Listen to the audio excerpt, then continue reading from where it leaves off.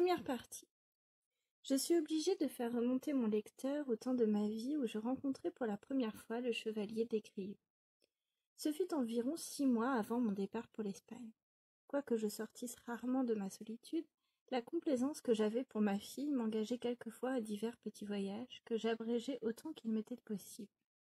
Je revenais un jour de Rouen où elle m'avait prié d'aller solliciter une affaire au Parlement de Normandie pour la succession de quelques terres auxquelles je lui avais laissé des prétentions du côté de mon grand-père maternel.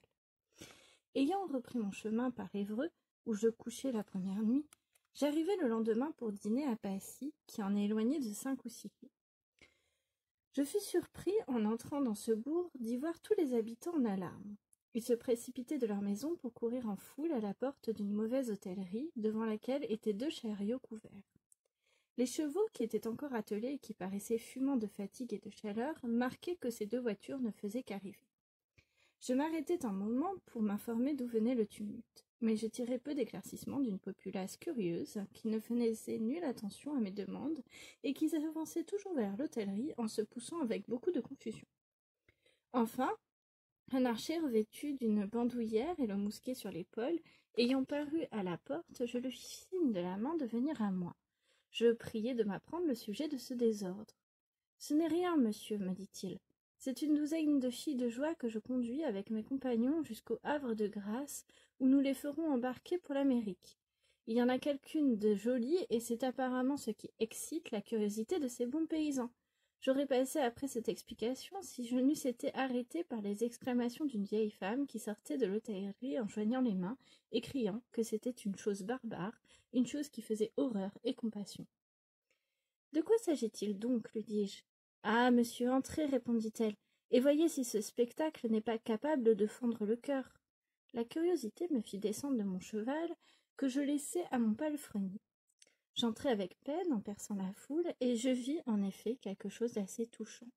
Parmi les 12 filles qui étaient enchaînées 6 à 6 par le milieu du corps, il y en avait une dont l'air et la figure étaient si peu conformes à sa condition qu'en tout autre état je l'eusse prise pour une personne du premier rang. Sa tristesse et la saleté de son linge et de ses habits l'enlaidissaient si peu que sa vue m'inspira du respect et de la pitié. Elle tâchait néanmoins de se tourner autant que sa chaîne pouvait le permettre pour dérober son visage aux yeux des spectateurs. L'effort qu'elle faisait pour se cacher était si naturel qu'il paraissait venir d'un sentiment de modestie. Comme les 6 gardes qui accompagnaient cette malheureuse bande étaient aussi dans la chambre, je pris le chef en particulier et je lui demandai quelques lumières sur le sort de cette belle fille. Il ne put m'en donner que de fort général. « Nous l'avons tirée de l'hôpital, me dit-il, par ordre de monsieur le lieutenant général de police. Il n'y a pas d'apparence qu'elle y eût été renfermée pour ses bonnes actions. Je l'ai interrogée plusieurs fois sur la route, elle s'obstine à ne me rien répondre. Moi, quoique je n'ai pas reçu ordre de la ménager plus que les autres, je ne laisse pas d'avoir quelque égard pour elle, parce qu'il me semble qu'elle vaut un peu mieux que ses compagnes. Voilà un jeune homme, ajouta l'archer, qui pourrait vous instruire mieux que moi sur la cause de sa disgrâce. Il a suivi depuis Paris, sans cesser presque un moment de pleurer. Il faut que ce soit son frère ou son amant. » Je me tournai vers le coin de la chambre où ce jeune homme était assis. Il paraissait enseveli dans une rêverie profonde. Je n'ai jamais vu de plus vive image de la douleur. Il était mis fort simplement, mais on distingue au premier coup d'œil un homme qui a de la naissance et de l'éducation. Je m'approchai de lui. Il se leva, et je découvris dans ses yeux, dans sa figure et dans tous ses mouvements, un air si fin et si noble que je me sentis porter naturellement à lui vouloir du bien. « Que je ne vous trouble point, lui dis-je en m'asseyant près de lui. Voulez-vous bien satisfaire la curiosité que j'ai de connaître cette belle personne, qui ne me paraît point faire pour le triste état où je la vois ?» Il me répondit honnêtement qu'il ne pouvait m'apprendre qui elle était sans se faire connaître lui-même, et qu'il avait de fortes raisons pour souhaiter de demeurer inconnu. « Je puis vous dire, néanmoins, ce que ces misérables n'ignorent point, continua-t-il en montrant les archers. C'est que je l'aime avec une passion si violente qu'elle me rend le plus infortuné de tous les hommes. J'ai tout employé, à Paris, pour obtenir sa liberté. Les sollicitations, l'adresse et la force m'ont été inutiles. J'ai pris le parti de la suivre, dût-elle aller au bout du monde. Je m'embarquerai avec elle, je passerai en Amérique. Mais ce qui est de la dernière inhumanité, ces lâches coquins, ajouta-t-il, en parlant des archers, ne veulent pas me permettre d'approcher d'elles. Mon dessein était de les attaquer ouvertement, à quelques lieues de Paris. Je m'étais associé 4 hommes qui m'avaient promis leur secours pour une somme considérable. Les traites m'ont laissé seule aux mains et sont partis avec mon argent. L'impossibilité de réussir par la force m'a fait mettre les armes bas. J'ai proposé aux archers de me permettre du moins de les suivre, leur offrant de les récompenser. Le désir du gain les y a fait consentir. Ils ont voulu être payés chaque fois qu'ils m'ont accordé la liberté de parler à ma maîtresse. Ma bourse s'est épuisée en peu de temps. Et maintenant que je suis sans un sou, ils ont la barbarie de me repousser brutalement lorsque je fais un pas vers elles. Il n'y a qu'un instant qu'ayant osé m'en approcher malgré leurs menaces, ils ont eu l'insolence de lever contre moi le bout du fusil. Je suis obligée, pour satisfaire leur avarice et pour me mettre en état de continuer la route à pied, de vendre ici un mauvais cheval qui m'a servi jusqu'à présent de monture. Quoiqu'il parût faire assez tranquillement ce récit, il laissa tomber quelques larmes en le finissant. Cette aventure me parut des plus extraordinaires et des plus touchantes. Je ne vous presse pas, lui dis-je, de me découvrir le secret de vos affaires, mais si je puis vous être utile en quelque chose, je m'offre volontiers à vous rendre service. Hélas, reprit-il, je ne vois pas le moindre jour à l'espérance. Il faut que je me soumette à toute la rigueur de mon sort.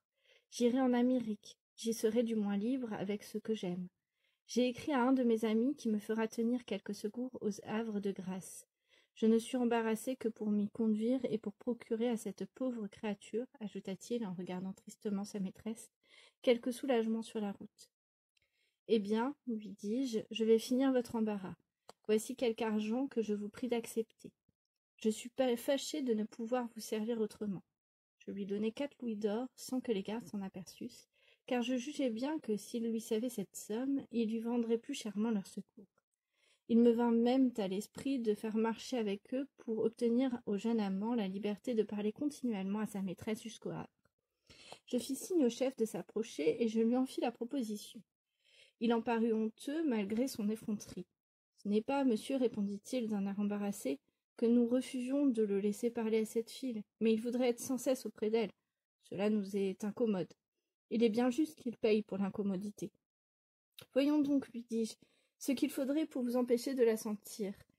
Il eut l'audace de me demander 2 louis. Je les lui donnai sur-le-champ. Prenez garde, lui dis-je, qu'il ne vous échappe quelque friponnerie, car je vais laisser mon adresse à ce jeune homme, afin qu'il puisse m'en informer, et comptez que j'aurai le pouvoir de vous faire punir. Il m'en coûta 6 louis d'or. La bonne grâce et la vive reconnaissance avec laquelle ce jeune homme me remercia achevèrent de me persuader qu'il était né quelque chose et qu'il méritait ma libéralité. Je dis quelques mots à sa maîtresse avant que de sortir. Elle me répondit avec une modestie si douce et si charmante que je ne pus m'empêcher de faire, en sortant, 1000 réflexions sur le caractère incompréhensible des femmes. Étant retournée à ma solitude, je ne fus point informée de la suite de cette aventure.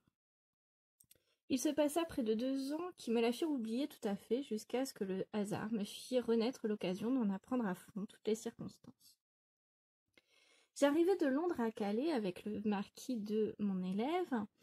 Nous logeâmes, si je m'en souviens bien, au Lion d'Or, où quelques raisons nous obligèrent de passer le jour entier et la nuit suivante. En marchant l'après-midi dans les rues, je crus apercevoir ce même jeune homme dont j'avais fait la rencontre à Passy. Il était en fort mauvais équipage et beaucoup plus pâle que je ne l'avais vu la première fois. Il portait sur le bras un vieux porte-manteau, ne faisant qu'arriver dans la ville. Cependant, comme il avait la physionomie trop belle pour n'être pas reconnu facilement, je le remis aussitôt. Il faut, dis-je au marquis, que nous abordions ce jeune homme. Sa joie fut plus vive que toute expression, lorsqu'il me remit à son tour. « Ah, monsieur, s'écria-t-il en me baisant la main, je puis donc encore une fois vous marquer mon immortelle reconnaissance. » Je lui demandai d'où il venait. Il me répondit qu'il arrivait par mer du Havre de Grâce, où il était revenu de l'Amérique peu auparavant. « Vous ne me paraissez pas fort bien en argent, lui dis-je. Allez-vous-en au Lion d'Or, où je suis logé. Je vous rejoindrai dans un moment. » J'y retournai en effet plein d'impatience d'apprendre le détail de son infortune et les circonstances de son voyage d'Amérique. Je lui fis 1000 caresses et j'ordonnai qu'on ne le laissât manquer de rien. Il n'attendit point que je le pressasse de me raconter l'histoire de sa vie. « Monsieur, me dit-il, vous en usez si noblement avec moi que je me reprocherai comme une basse ingratitude d'avoir quelque chose de réservé pour vous. Je veux vous apprendre non seulement mes malheurs et mes peines, mais encore mes désordres et mes plus honteuses faiblesses. Je suis sûre qu'en me condamnant, vous ne pourrez pas vous empêcher de me plaindre. Je dois avertir ici le lecteur que j'écrivis son histoire presque aussitôt après l'avoir entendue, et qu'on peut s'assurer, par conséquent, que rien n'est plus exact et plus fidèle que cette narration. Je dis fidèle jusque dans la relation des réflexions et des sentiments que le jeune aventurier exprimait de la meilleure grâce du monde. Voilà donc son récit, auquel je ne mêlerai jusqu'à la fin rien qui ne soit de lui.